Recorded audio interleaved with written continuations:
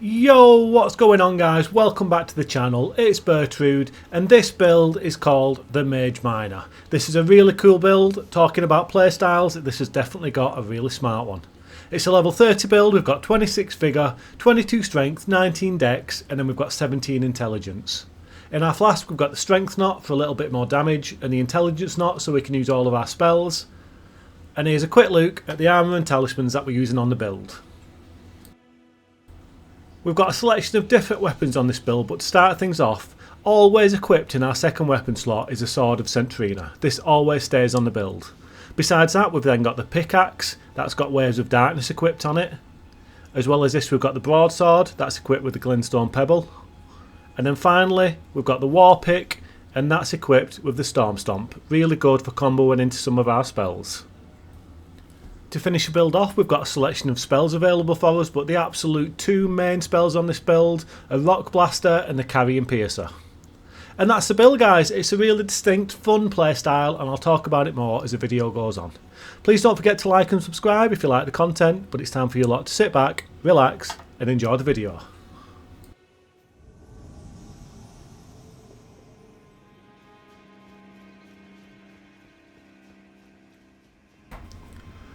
Okie dokie guys, welcome back to the channel. I hope you're all having an awesome day. So this is the Mage Miner. This is one of my builds that's a really fun playstyle. I know every time I play a build I'm like, same old thing, oh this is one of my favourite builds. I know that I say that a lot, but honestly, there's something about this one. I absolutely love it. I think every single build I make, every time I rotate back round to the build, I realise how much fun it is. I've not played it. I've got 40 builds guys. I've got 40 builds over 4 accounts, and when I'm making these videos I've got them all in one big rotation. So after I've done this video, I've finished invading with the Mage Miner. He's going to go to the back of the queue, so it's going to be 40 more videos time until I get round to playing him again. So as you can imagine, that's a couple of months worth. So it's been like a while since I've played this build. So then when I come back round to using it again, it feels really fresh. That's why my enthusiasm for the game has never dropped off. Do you know what I mean? Because I've always got something fresh to play on. And when I got back onto this build, I was like, you're goddamn right, this is my favourite build. But then like next time I get onto my next build, I'll be exactly the same. I'll be on the next build and I'll be thinking, oh, this is my favourite build. Every build is my favourite build, guys. I love them all. You know the crack. You know what I'm saying. It's not that simple, is it? It's not that difficult even. If it was simple, I'd have got that right, what I was just trying to say. But it's obviously not that difficult to understand that. I just love my builds. I'm attached to them all. I've got a deep connection with them on a spiritual, not just emotional. I have got a connection on an emotional level with them, dare I say a physical level, but I've also got a spiritual connection to my builds, and I'm just like in tune with them all, and they've just got a special place in my heart. I've got 40 pictures up on my wall of all my builds, and every night I give each one of them a kiss and then I go to sleep and I dream of them all. And that's just the kind of connection you should have with your builds in Elden Ring. And you'll prosper guys, trust me, you will prosper. Anyway, I'm going to stop talking about my slight obsession and, let's be honest, slightly weird connection I have with all my characters in Elden Ring, and let's start talking about the playstyle and this particular build. So, Rock Blaster is what this build is made around. Actually, not just Rock Blaster, I'd go as far as to say Rock Blaster and the Sword of Centrina. So Rock Blaster is an awesome build, and I knew that I wanted to use it, but I was also in that mind thinking that, you know, Rock Blaster's not the easiest spell to use. They've got to be running towards you, they can easily dodge it, etc, etc. La-di-da-di-da, you all know what I'm saying. It's easy to dodge. So in my head I was thinking, what can I pair with a Rock Blaster? Come on Brett, get your big brain out. Get your big Manchester head on. Get your big Manchester brain out on it. Get your big old brain cells in order and think. Think boy, think. How can you make Rock Blaster easier to land? And then I had this like electrical bolt down from the heavens that struck me on the top of the cranium. And I got this big bright big balls idea and I was like, Sword of Centrina. Sword of Centrina is what I need.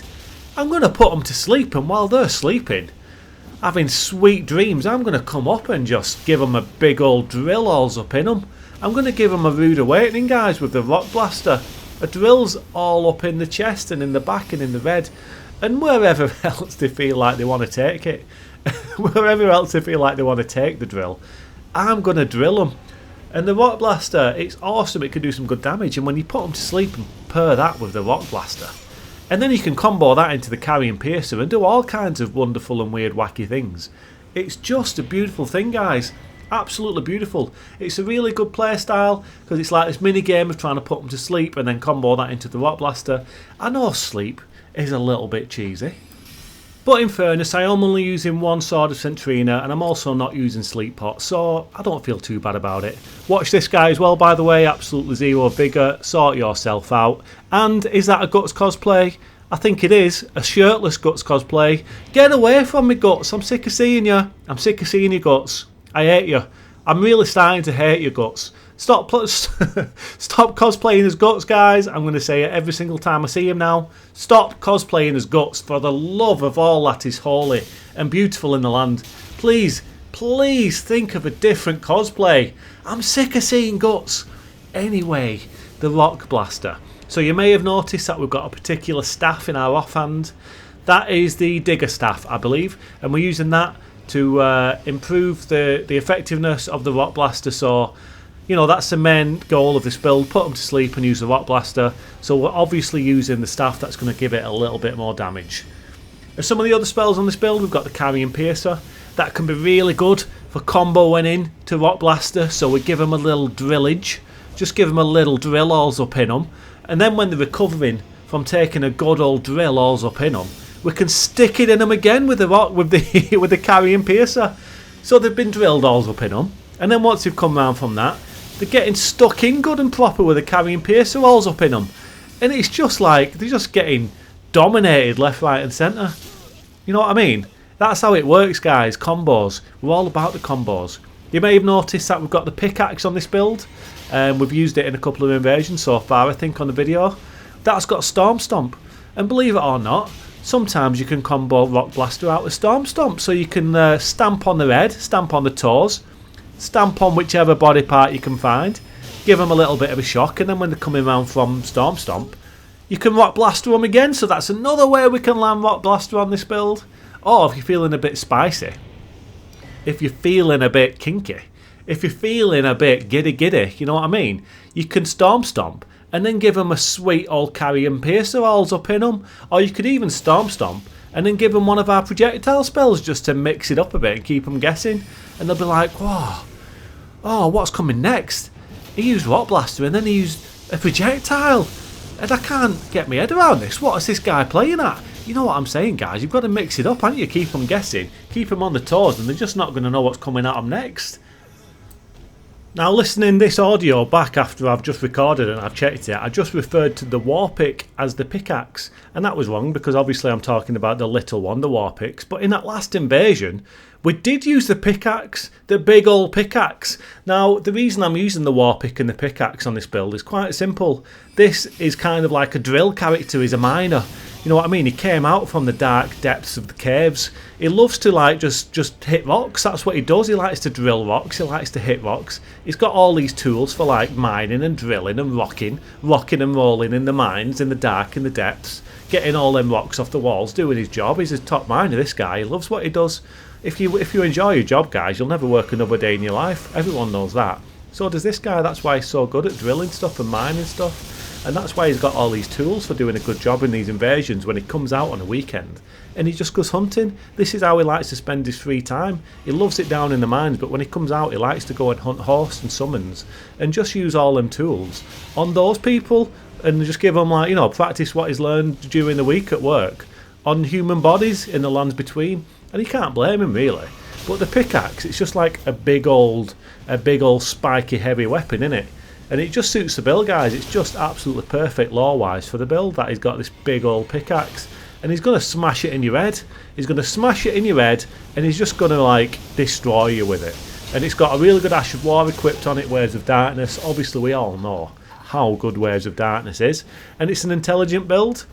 It is an intelligent build, but it's also an intelligence build. And it's an intelligence build, so obviously Waves of Darkness, it just makes sense, guys. It just makes sense. Can do some good work for me. Really good Ash of War. Yeah. Pickaxe, War Pick.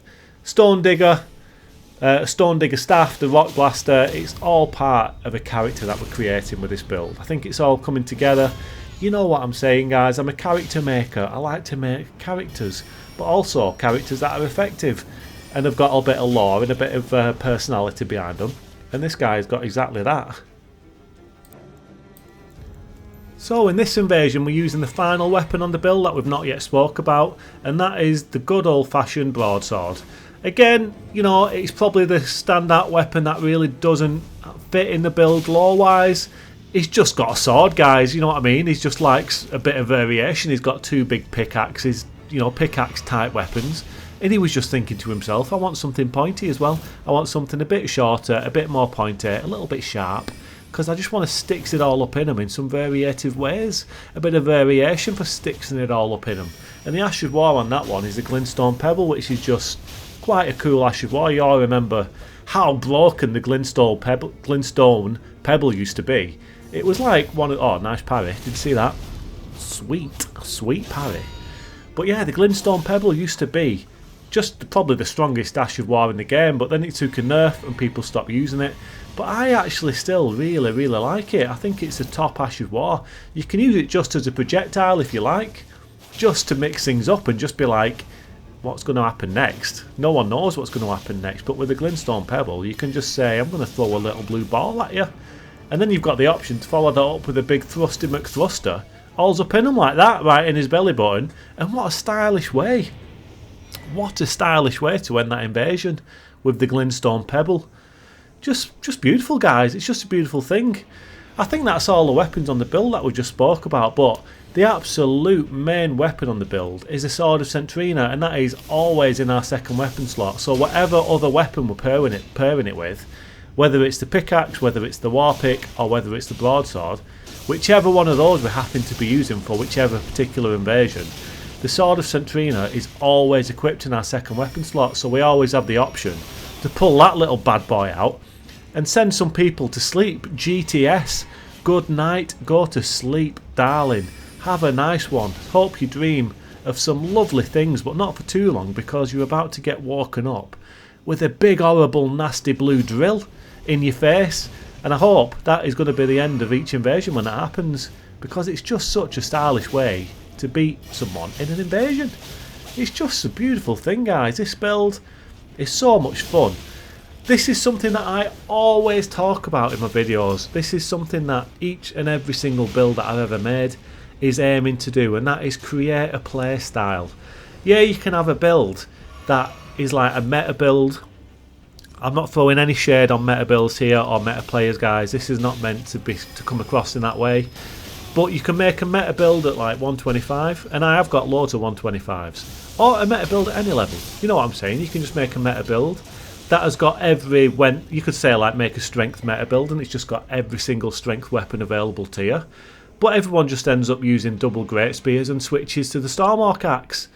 And to me, that's not a play style. That is just a meta build, and doing that every single time, to me, in my small little inadequate brain, doing that for me is just going to get super boring, and that is what will make you get sick of invading, in my honest opinion. So I like to make playstyles at funky levels with quirky kits and quirky setups, and for me some of them are strong, some of them aren't as strong, but it's always fun. And sometimes when you're using a build that's a bit quirky, it's a lot more difficult to make we can actually get the wins on. When it goes your way and you do get the wins, it's just the most satisfying thing ever. Makes me get a little tingle in my loins. Do you know what I mean? It makes my loins go, hello baby, hello, hello. Do you know what I'm saying? I get a little bit frisky, I get a little bit tingly in my loines.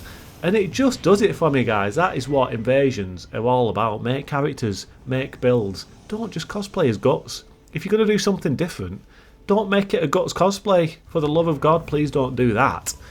Pick a weapon, pick a spell, and then make a build around it. So I've spoke about it already, but for me it was the Rock Blaster with this one. I picked out Rock Blaster, and then I was like, how can I make a build around a Rock Blaster? And that's where I got the idea from. That's how the build was born. Bish bash bosh, that's how we do it. I'm not preaching, guys. I'm not saying, you know, what I'm saying is how it is the best way. No, that's just my view on Elden Ring and invading. Be different, be creative, but most of all, just play it however you want to play it. If that, you know, if you want to make a meta build with every strength sword available to you and swap to the Warhawk axe every single time when you get in trouble, that's absolutely fine. As long as you're playing the game, that's the main thing. We've got to keep these players here. So play however you enjoy it. I've not got any problems with it whatsoever. I'm just talking about myself. That's it. My favourite subject. I'm just saying this is how I like to do it, guys. Make characters, make playstyles. And I hope that's why you're here and watching the videos, because you like the characters and you like the playstyles as much as I do. When I go to bed at night and I give each of those 40 pictures on my wall a kiss, and I wish all of my characters in Elden Ring a good night's sleep at night. It takes me a while to get round and do 40 kisses. My wife comes last, and then the dog. Do you know what I mean? So I've got a lot of kisses to give out at night before I go to bed. But that's what I mean. I love and care for each and every single character I've ever made in Elden Ring. And I'm just trying to spread the love, guys. I'm a big guy, I've got a lot of love to give, and that's what I'm trying to do. And one last thing as well that I've actually not spoke about for this build in this video is the fashion. Can we all just take a little moment to just show your appreciation for the fashion on this build? I just think it's bob on. Do you know what I mean? It just looks sweet as a nut. It looks fan-dabby-dozy. Fan-dabby-dozy fantastic. Bob's your uncle. Roger's your auntie's brother's sister's mother. Oh, that's the wrong saying, isn't it? What is it? Bob's your uncle. Roger's your sister's brother. That's right, isn't it? Is it Roger? Anyway, you know what I mean. Bob's your uncle. This fashion, the fashion on this build is awesome. I absolutely love it. He's a bit of a chunky guy. He's a bit wide around the midriff. I could probably slim him down a bit, put him on a bit of a diet, get him on the old treadmill, give him a bit of cardio, make him lose a bit of weight, but I don't want to. I don't want to, because strength comes from a bit of chunk in your midriff. Do you know what I mean? He's just a normal guy. He's just a normal guy doing normal things, which in his book is going out, sticking a big old drill in people, and that's normal for the drill master Mage Miner, fantabulistic guy. Anyway, for God's sake, this is the last invasion on the video, guys. Hope you've enjoyed watching it as always. Leave any comments. Let's have a chat in the comments. Leave me a comment, guys, and I'll reply. Let's have a little chat. I'm in a good mood. Let's have a little chatty. Let's have a little chatty chat. Anyway, take it easy, guys. Hope you have a good day, whatever you're doing, and I'll see you all on the next video.